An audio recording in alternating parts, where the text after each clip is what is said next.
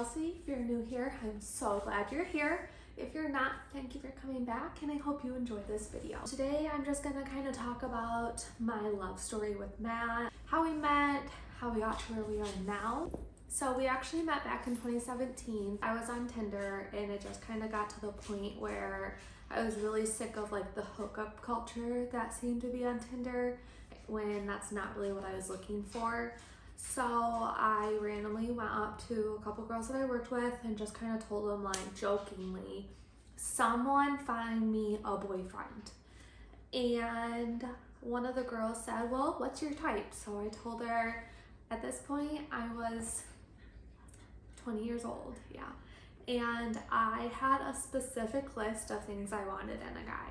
So I said that he needs to drive a big truck. He needs to be taller than me, but not too tall. Brown hair.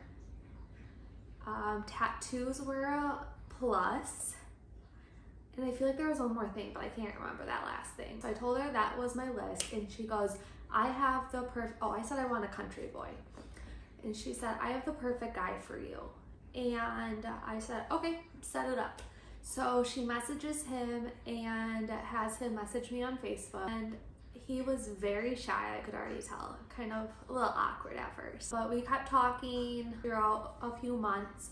I gave him my phone number, I gave him my Snapchat, we would Snapchat a little, and a few weeks later we went on our first date. So he lived about an hour away from me, and he set up our first date at a restaurant that was closer to him, but he wanted to drive all the way to pick me up and then drive us back to the restaurant because he wanted to be a gentleman and make sure that the first date was successful.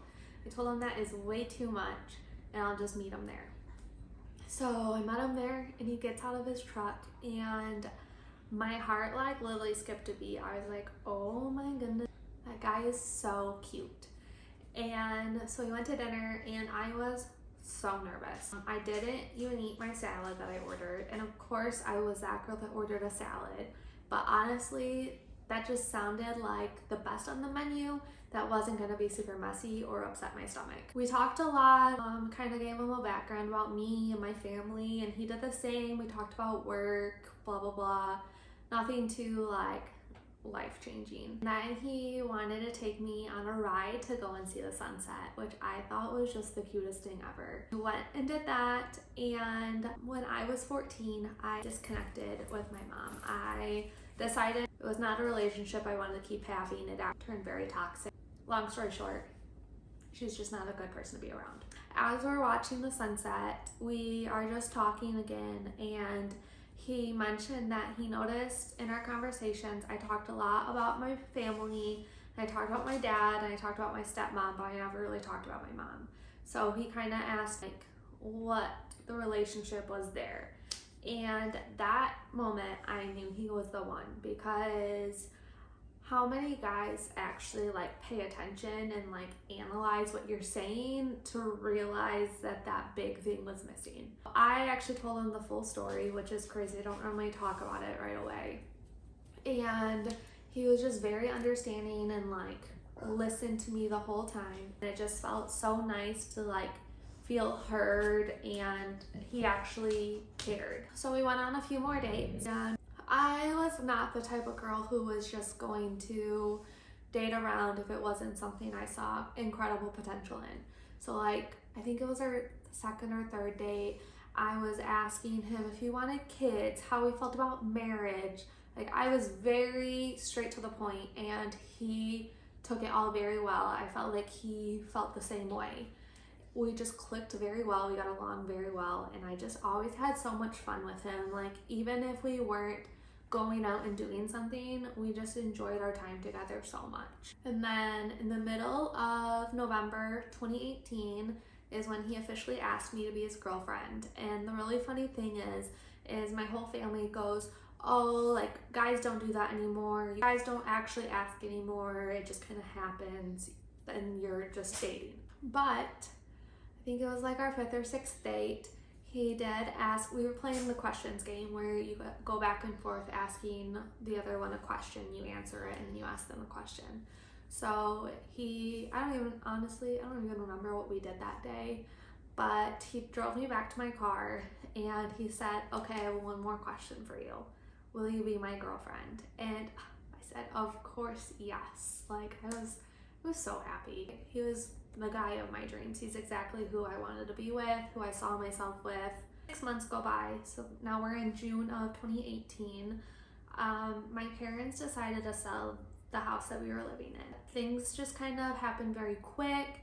My parents were actually going to move into a duplex to rent, which at the house we were living in, I had the whole basement to myself. I had a huge room.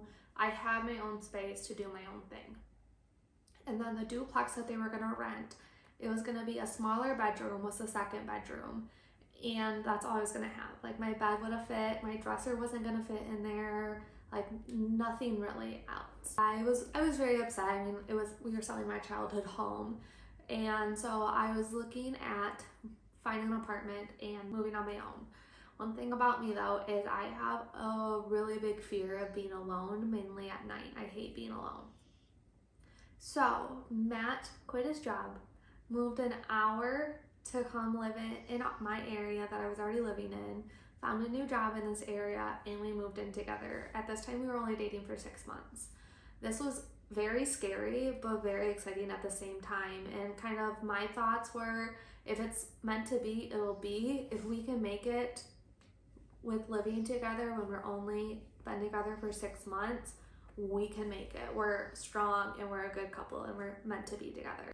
So then about 6 months later, we got a letter from our apartment building that we were renting from saying that our building is now approved to have pets.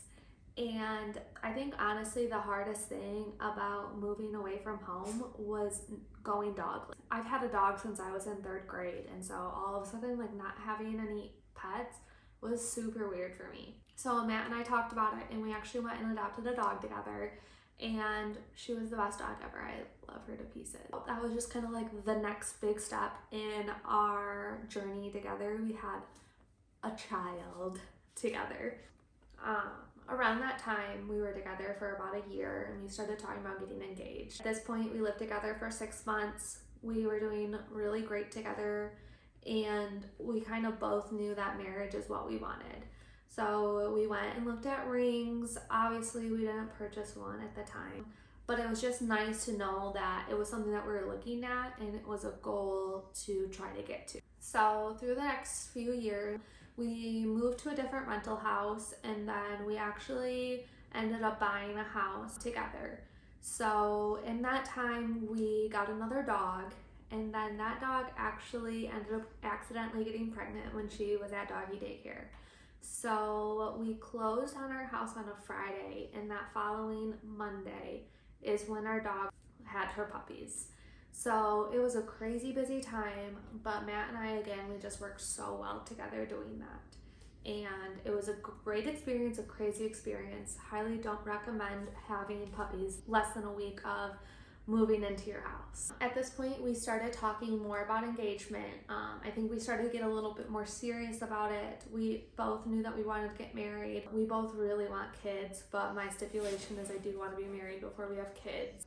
I know it doesn't really matter, but I would really like for my last name to be the same as my future children's when they're born. So February of 21, I was just kind of being nosy and just kind of like looking at venues, trying to get an idea of what I would want. And I quickly realized, because of COVID canceling so many weddings, venues were booking up scarily fast. So I reached out to my stepmom, which she is my mom, if you ask me. And we just kind of talked about looking at venues. I really wanted a barn wedding. So there was one close to us that we went out in March of 21 and looked at. And I just instantly fell in love. So we booked the venue. And that kind of followed up with booking more vendors. So I ended up booking the photographer, I booked the DJ, I booked the florist, I booked the bartenders, and I booked our officiant, because I was so worried about not getting the people I wanted. Unfortunately, the DJ I wanted was already booked for the only day our venue had. So we weren't able to go with the DJ we wanted, but we got the second best. I'm really excited. He's going to be great too. So at this time, I had all of that booked, and I did not even have a ring on my finger yet. But I trusted Matt. I knew how serious he was about it, so I wasn't afraid of booking all of these things without an actual proposal. But I did want to make sure it was going to happen soon.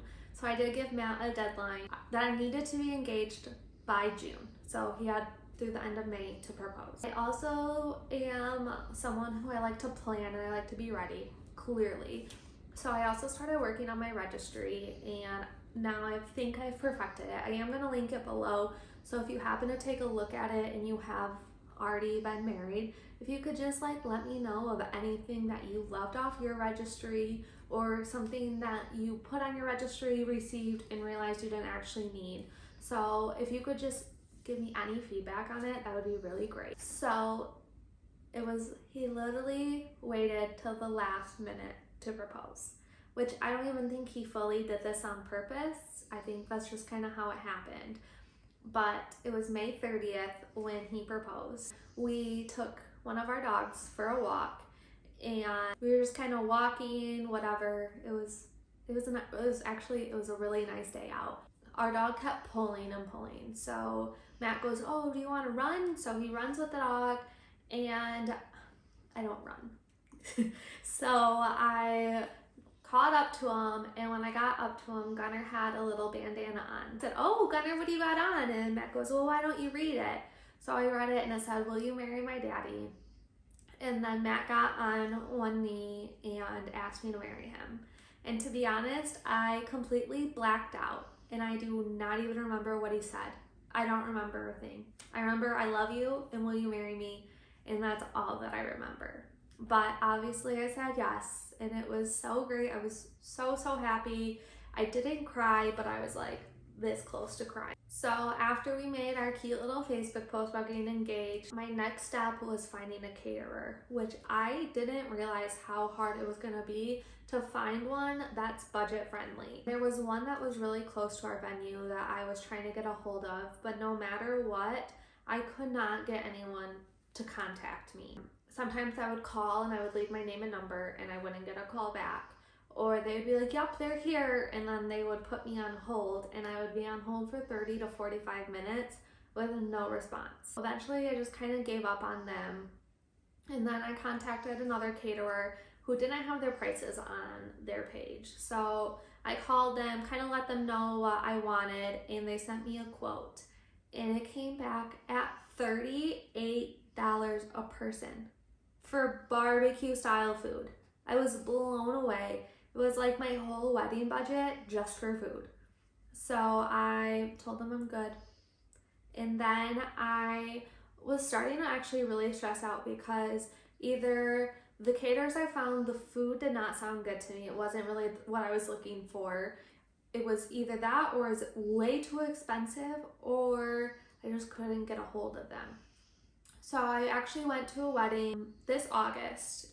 It was actually technically like a year before my wedding.